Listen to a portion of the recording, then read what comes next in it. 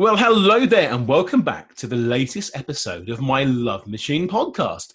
Now, today I've got something very exciting for you. I'm going to be telling you all about the 3 steps to love.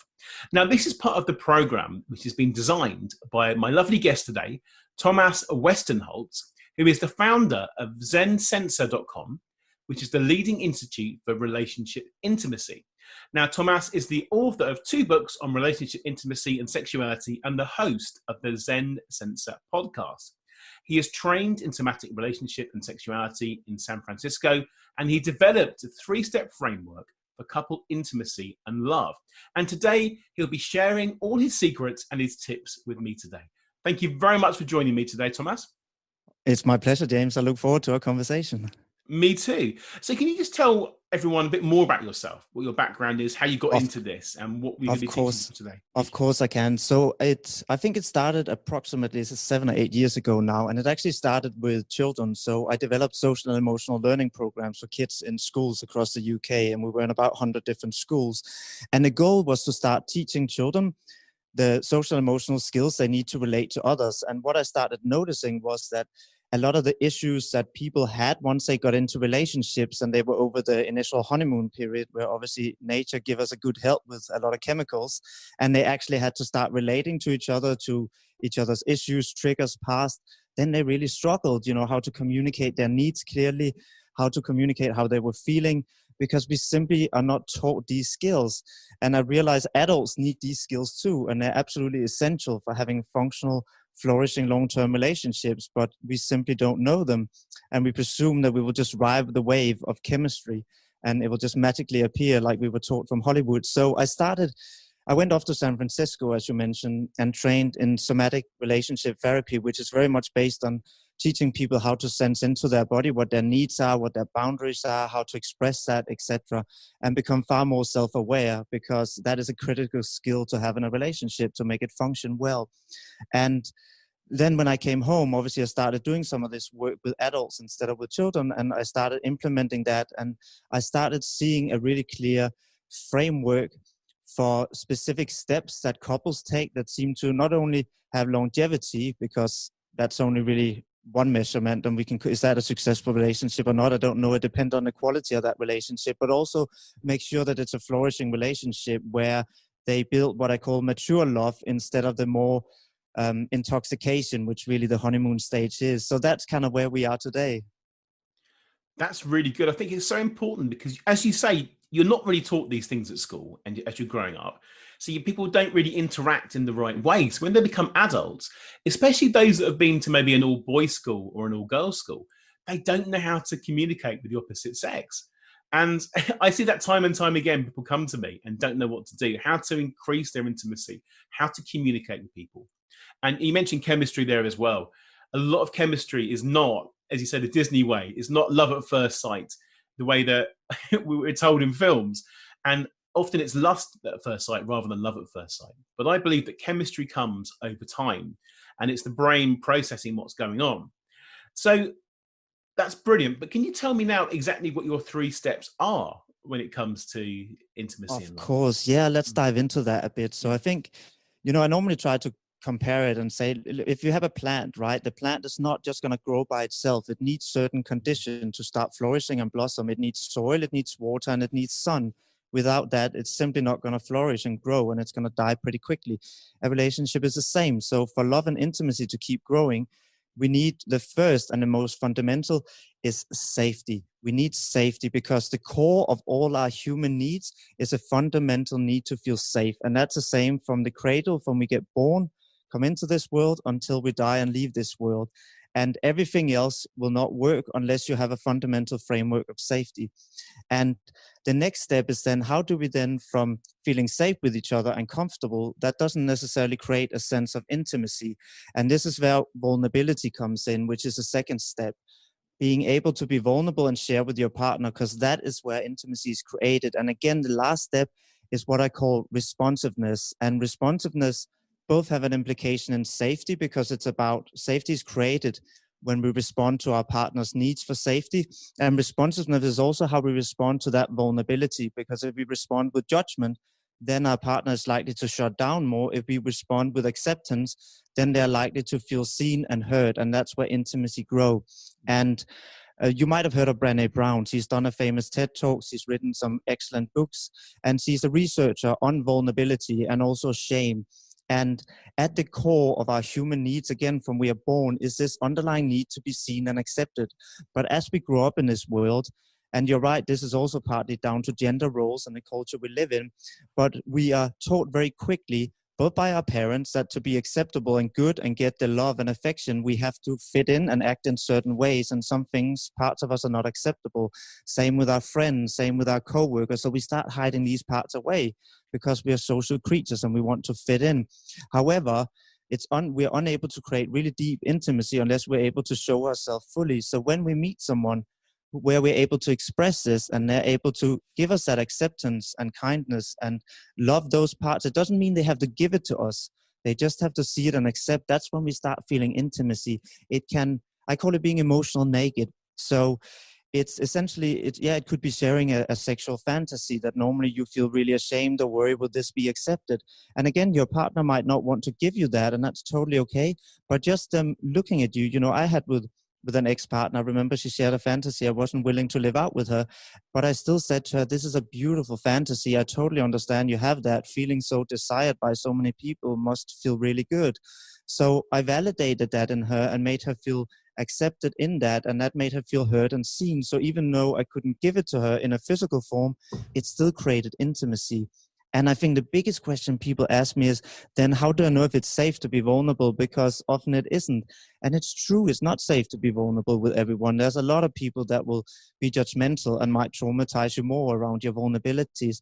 And that's why I always say, it's good to have a framework. And when I meet someone or even people I work with, I always say, start with small vulnerabilities. So what I did myself was I wrote down vulnerabilities and basically gave them a score from 1 to 10, 1 being, if you say that's weird, Thomas, then it would kind of not be that big a deal. It would be a little bit uncomfortable, but that's it. If it's a level 10, then it would really shatter my image of self if you started laughing. And I put that down. And when I meet someone new, I will start really slowly with just sharing a level 1 vulnerability, and I will see how do they respond.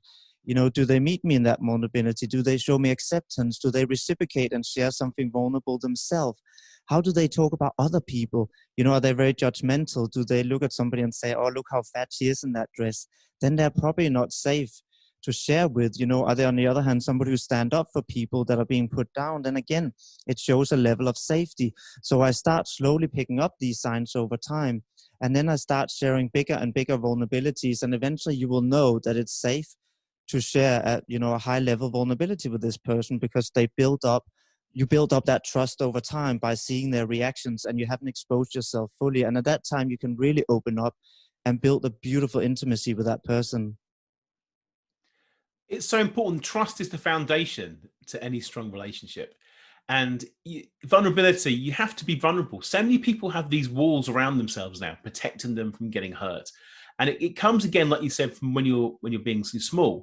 You're told you shouldn't do certain things. You act in a certain ways that you're controlled by your parents, by your teachers, by your peers. So you're not true to yourself. So being completely secure, being completely vulnerable, it's quite hard for a lot of people. And I was thinking then about the love languages and how people communicate in different ways, and everyone expresses love in different ways as well. And of course, there's attachment styles. Some people are secure, some are anxious, and so forth. And it all comes back just when you're a child and how you related to your parents. So can you tell me a bit maybe about the love languages? Absolutely. I want to just quickly address what you said, because I think you had a really important point. You said trust is really the key, and it is. Mm-hmm. And I think what's really important, and this is what we taught the kids and what I realized a lot of adults were lacking, is the fact that we often think as trust as only being interrelational, so between two people. And yes, it is partly, like I just described, we slowly build up trust by seeing the other person's reactions, consistency, but it's also trust in self. The reason it's often so difficult for us to express our emotions, etc., our need, is because we are so worried about the reaction. And the reason we worry so much about other people's reaction is because we don't trust that we can deal with our own emotions, which is what part of what we work in that social and emotional development with children, and now also with adults, is to teach them how to be present and self-regulate their own nervous system. Because when we're able to sit with any emotion, whether it's fear, anxiety, sadness, and we can just sense it and regulate our own nervous system down, suddenly we realize that these emotions are not that dangerous, they're not that scary anymore. And then we don't become afraid of them anymore. And that builds trust in self. And when we have that, it becomes much easier to express, because even if we get a reaction that would cause what we call a negative emotion, that emotion in itself, we are not that fearful of anymore. I don't know if that makes sense, but again, this is why skills of self-regulation, which for example can be teaching yourself how to breathe, it can be giving yourself different strategies of how to move, because again, when we're stressed, essentially the body wants us to run away or fight. You know, those are the two core ways, which both involve movement. And by finding different ways you can move in different environments, of course, based on the social context, or even pressing your hands together and slowly releasing them, that all release adrenaline to allow yourself to calm down. And the better you get at this, the more you trust yourself that you can cope with things. And then it becomes much easier to relate from a safe attachment place with other people. But I know I went a bit around. You asked about the love languages. So yes, you're absolutely right. It's based on different ideas of how we learn to feel valued. I actually like the attachment word better than love, because I don't think these languages necessarily make us feel love, because it's not about vulnerability as much as makes us feel value and therefore safe. And, you know, Gary Chapman is the author of this book, which talks about the 5 love languages, which is basically a way of how we were taught by our parents, the main way that they showed us affection or that they cared about us. And I think I just want to talk quickly about why this is important. I call it the emotional bank account. And it's because the fact is, in relationships, we're always going to have periods where things are not great. It's just inherited of 2 people relating to each other. In the emotional bank account, every time you make a deposit, and that could be, you know, giving each other our love language, we put an emotional deposit into that emotional bank account, and it grows, which is great, because at some point we're going to have to draw out. You know, we will have conflict, we will feel distant, and if there's nothing in that bank account to draw on, we're going to go into overdraft. And if we just keep drawing and drawing, we go bankrupt and the relationship is over. So think about it as making emotional deposits in some way. And, you know, if we don't know each other's love language, let's say that yours is touch, and your partner keep giving you words of affirmation, saying how great you are, but it might not really make you feel valued. So that means you feel frustrated because you're not getting what you need. Your partner is going to start feeling frustrated because they feel they're putting so much effort in and saying all these nice things, and yet you don't feel happy. So by knowing this, we can give each other what we need. And again, it's so important to be specific. The 5 love languages are touch, and that could be, you know, somebody who had a lot of cuddles from their parents, so they learn to associate affection with being touched. It could be quality time, which is essentially attention. And in this world we live in today, we often forget what a big quality attention, dedicated attention is. Getting off your phone, not checking your messages, turning off the TV when you speak to your partner. And some people learned that their parents would give them really dedicated attention. That's how they felt valued. Word of affirmation, of course, is getting praise. Gifts. And the last one is, again, acts of service, somebody doing something. So we all learn different ways. And I just want to mention, gifts is often have a bit of stigmatism, where people feel that it's superficial if their love language is gifts, so they feel a bit of shame around that. I just want to say, if we look at this from a biological perspective, there's nothing superficial about feeling gifts as your love language. It could be your dad went on business trips, he came home and gave you gifts, and you learned that was his way of showing affection. And from a biological standpoint or viewpoint, and if we look at the history of evolution, then it makes sense, because gift is sharing resources. And of course, it shows that we care about another person if we are willing to share our resources with them. So it's a totally valid way of feeling loved and cared for. And once you know what your love language is, and again, you can do the test on Gary Chapman's site, or you can do it on my site. I have a love language test. You can then go into detail, because the way you like to be touched, if that's your love language, is probably different to me, right? So it's important to be specific. Just saying, oh, I like touch to your partner doesn't really help them. Learn to be, do you like a shoulder massage? How do you like to be touched? Teach them. This idea, again, from Hollywood, that we should be able to just know, because we love each other, we should just know. It's nonsense. None of us can read other people's mind, even if we really wish we could. So you being able to communicate really clearly and specifically, show them how you want to be touched. Describe to them, what is quality time? What does it mean? Is it candles at a dinner, or is it a picnic in a park? What is it? what specifically words of affirmation do you like? Normally, if people enjoy words of affirmation, things that they feel insecure about will have a bigger impact than things that they're used to being told. Same with gifts. What gifts makes you feel special? And again, same with acts of service. So just really get details. And I think that's a key to actually making this work. I think you mentioned gifts there. Gifts is not just about buying someone a gift. It can also be maybe writing them a poem. It could be making something, drawing a picture for them. Little small things Absolutely. just show that you're thinking about them. That's what that comes into. Absolutely. I think that love languages can change over time, and we don't have one fixed one. If you're in a comfortable, secure relationship, your love language might change, and you might take on more of the same ones your partner have got. Do you agree with that, or do you think the love languages might be fixed?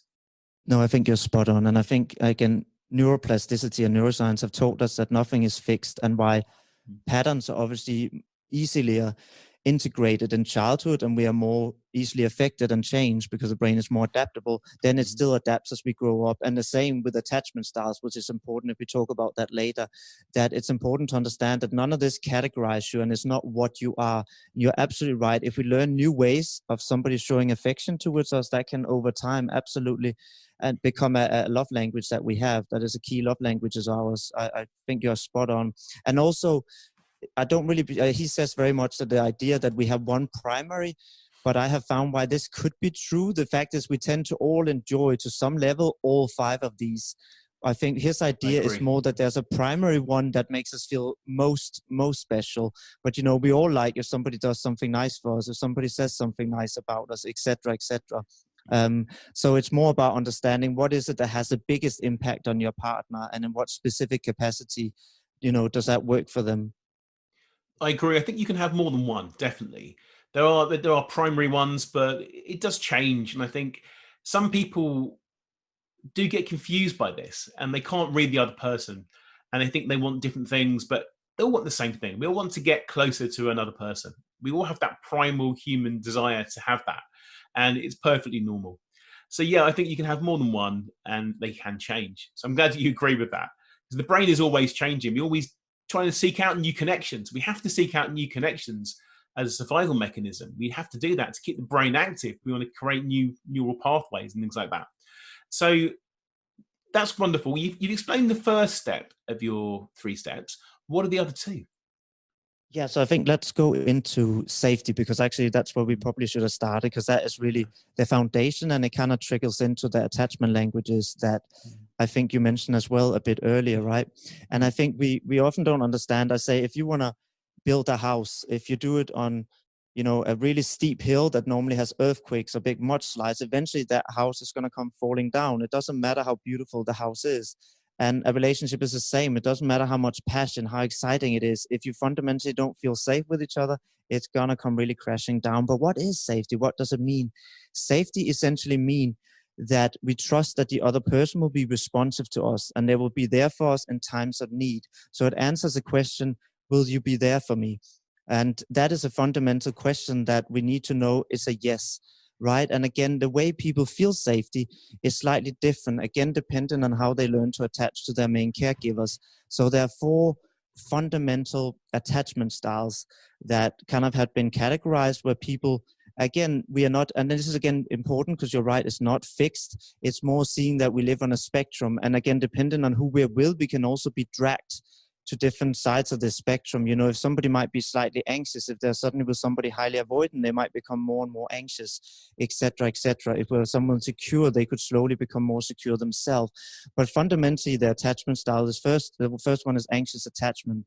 And often this would be if you had inconsistent caregivers. So it could be you had somebody who was really loving and then suddenly went really cold, maybe a parent with mental health issues. It could be you had an alcoholic parent who, again, were really nice and suddenly became really toxic. It could be one of your parents left. There were just inconsistency.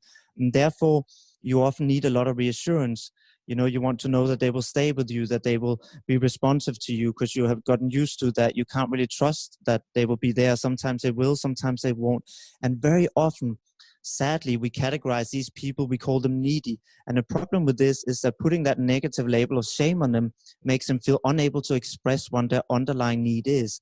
And if we can make them feel safe to actually express their underlying need by not judging them, then it's actually pretty simple in most cases, unless somebody's highly, highly anxious, to make them feel safe. It could be that, you're going out with your mates in the beginning when you're getting to know each other, and they just want a check-in. And again, if they feel that you're accepting and don't judge them, they would be able to express that need and say, could you just check in when you go out, so I just know that you're out and having a good time with your mates? And I would say, yeah, sure.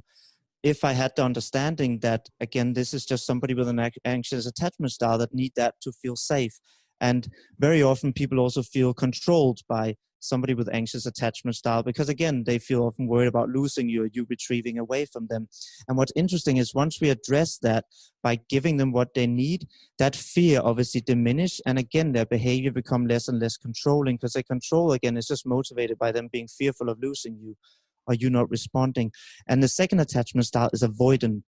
And that's very often, it's more typical in men. It's not so much about gender, more about, again, how we are socialized. So it's more found in men, the avoidant attachment style. And often it's when we learned that we had to care for ourselves. So it's often children where they simply learn that when they reach out to their caregiver, there just were no response. They were either just ignored, or maybe they simply had to grow up and be an adult too quickly because there was nobody looking out for them properly.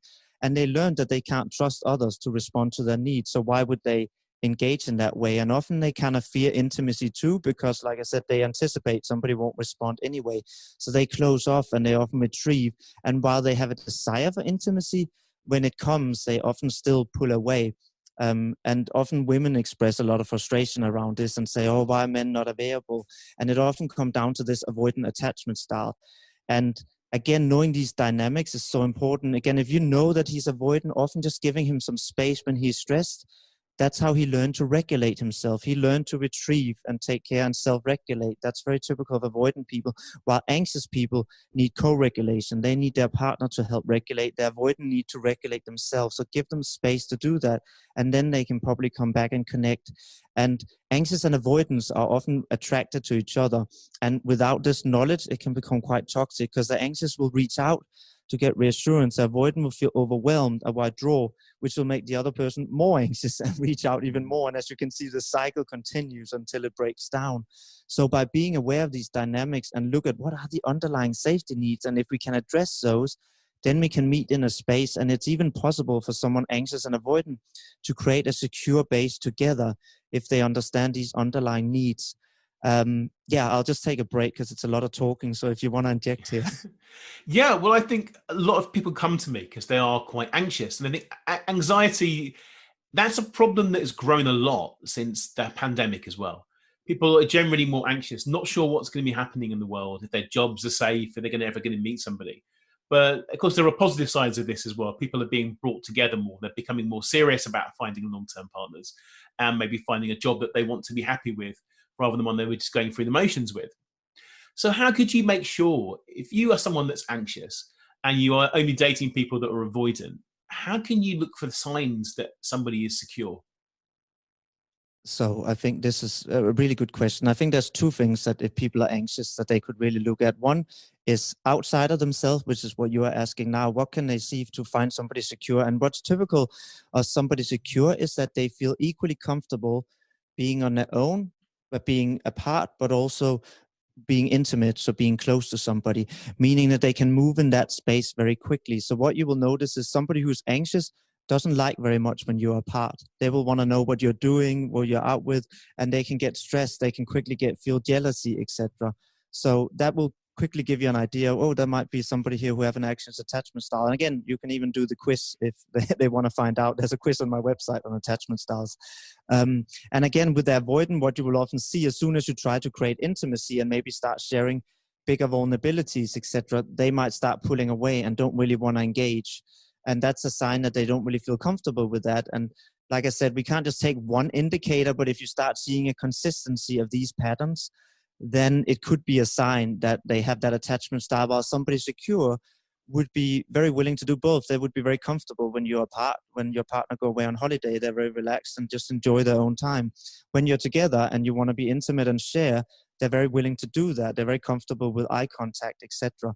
So that's a way to start spotting somebody who is secure. I think the challenge is that where we have to also look at ourselves and not just outside, is the fact is we tend to attract certain people because of the behaviors we display, right? That's why certain people keep getting brought into certain relationship dynamics. That's why a codependent or a caretaker tend to end up with somebody with narcissism or borderline personality. That, you know, there tend to be a pattern, and they come and say to me, why do I keep ending up with a narcissist? And I said, let's try and look at your patterns, because this is why you keep getting dragged into that toxic cycle. And I think if you're anxious, and you said a lot of your, you know, potential, your clients, that's where they have an anxious attachment style, then again, it comes back to what I said, learning to regulate ourselves, because as you learn to regulate, that's how you start creating a secure base for you. Because essentially that's what secure attachment is. Secure attachment is you both have trust in other people being responsive to you, and you have trust that you can regulate yourself too. And that's why you're comfortable both with being on your own and intimate with others. And there are different ways that, like I said, you can learn to regulate yourself. It's a big topic, and we worked a lot with this in the somatic therapy I did. It's a big part of it. And for myself, it has been a hugely beneficial to learn to use these tools of how to regulate myself and give myself that self-care that I need. And as I became more and more secure, guess what? I would start naturally meeting other people that were more secure, because those get drawn to each other. And, you know, you can also use co-regulation. If you are very anxious, that's okay to have that. And use different people and, you know, be upfront about your needs. And that can happen through different things. Like I said, even in a relationship, just slowing down, greeting each other, having a little ritual that when you come home, you take 1 minute. I know with kids it's hard, but just 1 minute to look in each other's eyes, give each other a hug. That already can settle down the nervous system. Remember eye contact, which is super important. Touch can be really good. You can get touch from your partner. That's great at regulating the nervous system. And again, somebody who is very responsive. So when you express something, do they listen to you and respond and care about what you're saying and the distress that you're in? That will also help co-regulate. So I think these are both the outside factor to look for, but also the inside things that people should work on if they feel anxious. I think it's also important to remember that life is not a fixed thing. And you might be secure most of the time, but occasionally things are going to get in the way. Life changes are going to happen, and they're going to confuse us, and they're going to change us temporarily.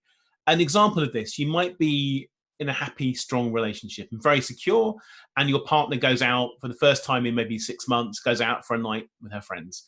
Now, you're not going to get jealous over this, but if maybe they stay out a few extra hours, then you're going to get a bit concerned. That isn't your normal pattern of behavior. That's not their normal pattern of behavior. So things are going to come, they're going to be slight confusion. So there's no 100% security in any relationship or in life. Yeah, spot on. And again, it comes back to what I mentioned, that we live on a spectrum and we can be dragged along this spectrum depending on the dynamic and the actions of our partner. Because, you know, for example, I am quite securely attached now, and yet I've been with somebody who was highly, highly anxious and codependent.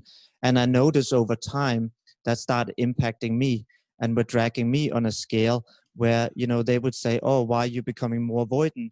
And I could sense how I started to pull away a bit more, etc. So you're absolutely right. And again, it comes back to what we said before. Nothing is static and it can change. And again, somebody who's anxious over time, I believe they found that it was approximately 2 years that it takes for a new attachment style to really become integrated. So this is just a sign of where in our natural state, where do we normally rest, right? And you're right, we can absolutely be moved off this based on life event, based on a dynamic with a partner, which is also why I said somebody anxious and avoidant can actually create a secure base together if they are aware of the underlying needs that their partner need.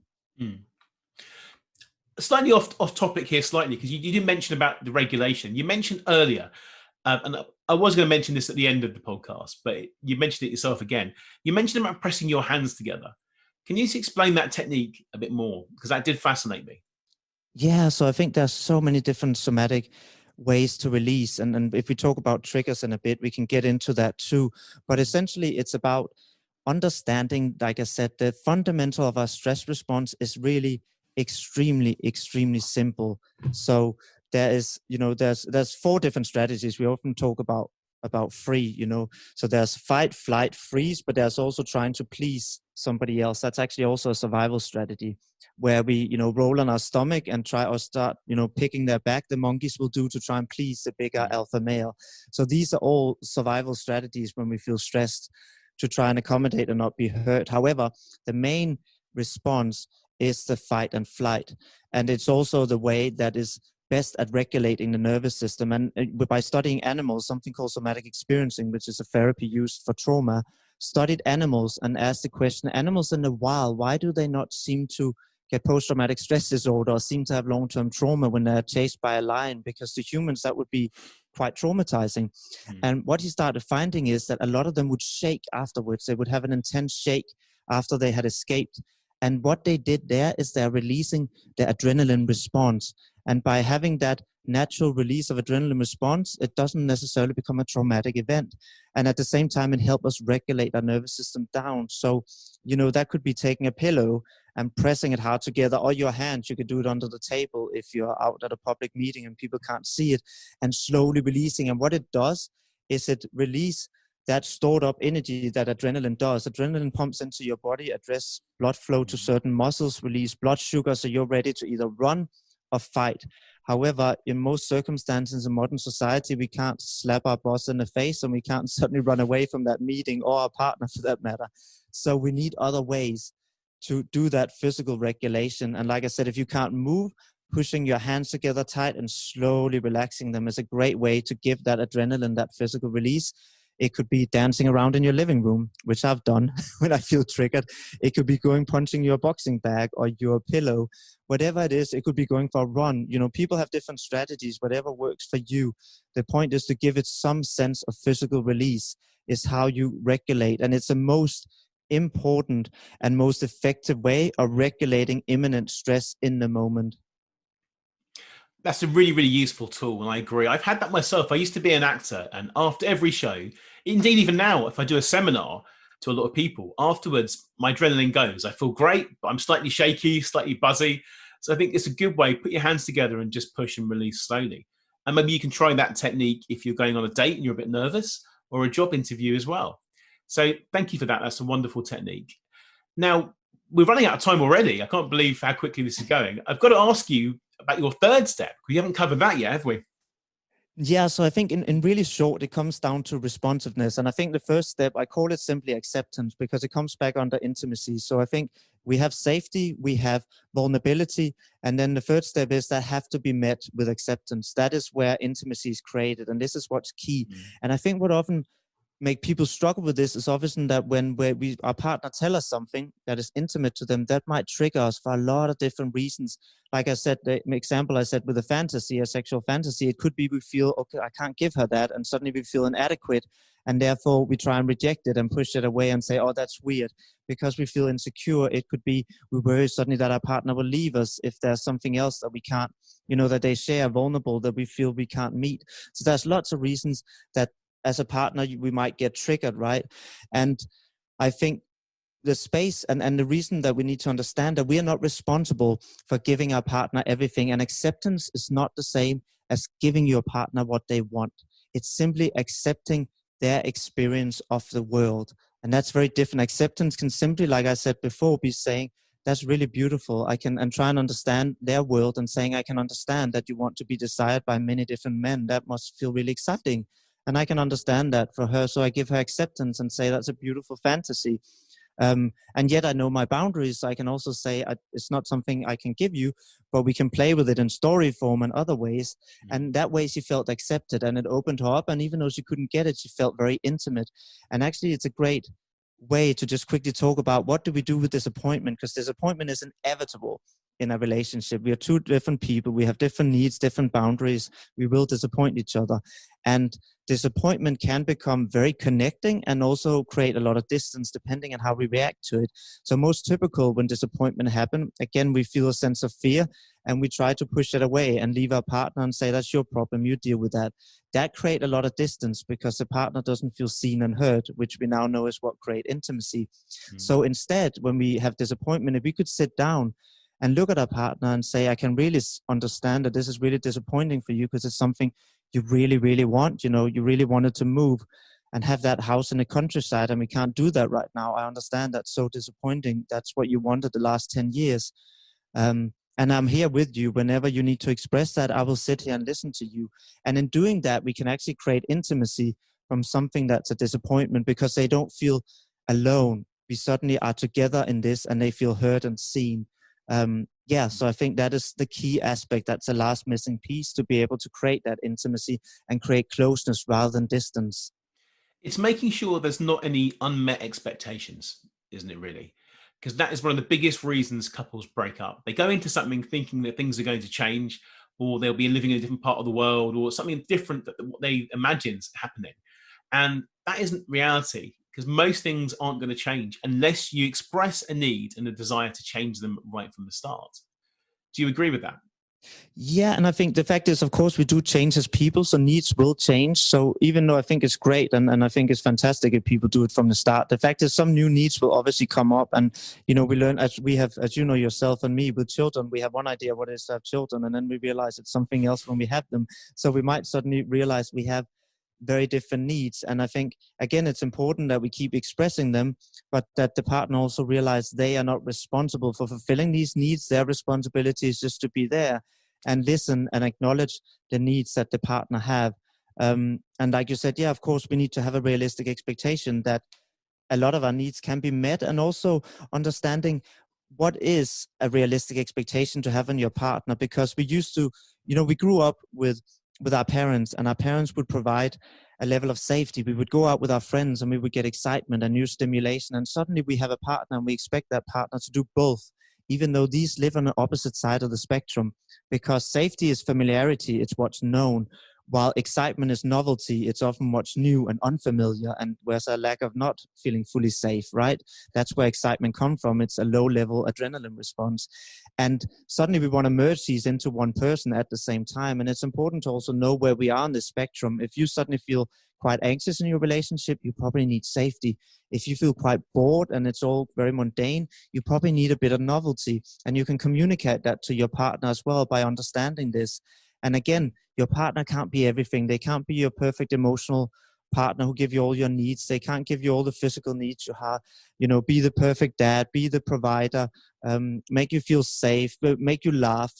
We put all this on one person, and it's important to understand we need to outsource a lot of this. Maybe you need touch more than your partner can give you. Then go to a massage therapist, get a cuddle from a friend. It could be you need more validation than your partner is able to give you. Then communicate these needs to your friends too, and get some of that from your friends. So again, outsourcing is so important, but also obviously talk about your boundaries of what's acceptable to outsource and what's not. I was going to say, it's not outsourcing as in going to find somebody else, an extra partner. It's not about that. It's not what you're referring to. No, I'm talking about outsourcing specific needs that, of course, that you and your partner has communicated that you're okay with that. So like I said, for example, outsourcing touch for me could be going to a massage therapist, right? If my partner say, oh, but I don't really like giving you a massage, but my love language is touch and I love massage, then rather than discard and say, okay, you're not the partner for me, I can also go outsource that need to a massage therapist to then give me a nice massage. You've put the idea of a massage into my brain now, and I really want to go and get one. I'm not sure you can nowadays. I'm not sure that's even allowed, but I'm going to find out. Excellent. It's really powerful information there. So thank you so much for all that. If somebody wanted to find out more about you and your website, how would they do that? And take your quizzes, how would they do that? Yeah, so if they go to sensenza.com, maybe we can put the link in the description. It's a strange and challenging name, I know. So sensenza.com will have both the love language quiz and also the attachment style quiz that people can then take and kind of get a feel for, where they fall and when their partner falls. And then hopefully they can apply some of these tools and then make it a bit more practical. Fantastic. Now, when I was looking for your website, I typed in the wrong spelling and I found a medical drug. So can you spell it for me the correct way so everyone will know how to type it in? I will put it in the link as well. So it's a set for Zen. So basically, if you think about being Zen, being peaceful, Zen-centered, Z-E-N, and then Sensenza is shortening for sensation. So S-E-N-S-A. So Sensenza, which kind of stand for being grounded in your body, grounded sensation. I love that. Great. Thank you so much for this. It's been an absolute pleasure. I've learned so much, and hopefully my listeners have too. I really do feel we could keep on talking, but we could. I don't want to take it. We could do. Maybe another day we'll do some more. So thank you so much for this, and have a wonderful day. My pleasure. You too. Take care. Thank you so much for listening. I'd love to give you a free copy of my latest book, which you can download right now from my website, jamespreece.com. If you enjoyed this podcast, I'd really appreciate it if you could share the love by taking a few seconds to write a positive review on the iTunes store right now. See you next time.